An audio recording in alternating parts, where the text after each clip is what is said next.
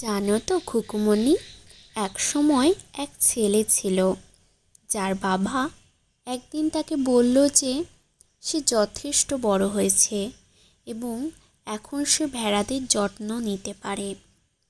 প্রতিদিন তাকে ঘাসের মাঠে ভেড়া নিয়ে যেতে হতো এবং ঘন উলওয়ালা শক্তিশালী ভেড়াদের যত্ন নিতে হতো। ছেলেটি তবুও অসুখী ছিল। সে দৌড়াতে এবং খেলতে চাইতো, বিরক্তিকর ভেড়া পাহারা দিতে চাইতো না। তাই সে পরিবর্তে কিছু মজা করার সিদ্ধান্ত নিল।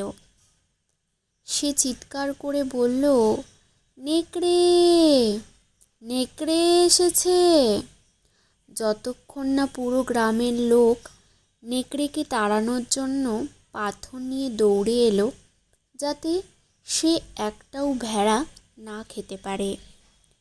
যখন তারা দেখল যে কোনো নেকড়েই নেই, ছেলেটি তাদের সময় নষ্ট করছে এবং এ সময় তাদের ভয় দেখিয়েছে দেখে তারা বিড়বিড় করতে করতে চলে গেল। পরের দিন ছেলেটি আবার চিৎকার করে বলল, নেকড়ে, নেকড়ে, নেকড়ে এসেছে। আর গ্রামবাসীরা আবার নেকড়ে তাড়াতে দৌড়ে এলো। ছেলেটি তাদের ভয় দেখে যখন হেসে উঠল, গ্রামবাসীরা চলে গেল, কেউ কেউ বেশি রেগে গেল। তৃতীয় দিন ছেলেটি ছোট্ট একটা পাহাড়ে উঠল। তখন হঠাৎ সে দেখল যে একটা নেকড়ে তার ভেড়াটার উপর আক্রমণ করলো। সে যত জোরে সম্ভব চিৎকার করলো, নেকড়ে, নেকড়ে, নেকড়ে। কিন্তু গ্রামবাসীরা ভাবল সে আবার তাদের বোকা বানানোর চেষ্টা করছে। ভেড়াদের বাঁচানোর জন্য কেউ ছুটে এলো না।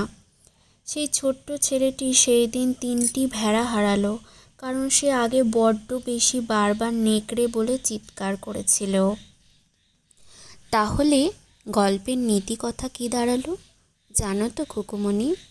মনোযোগ পাওয়ার জন্য কাহিনী বানিও না, কারণ যখন এটির আসল প্রয়োজন হবে কেউ তোমাকে সাহায্য করবে না।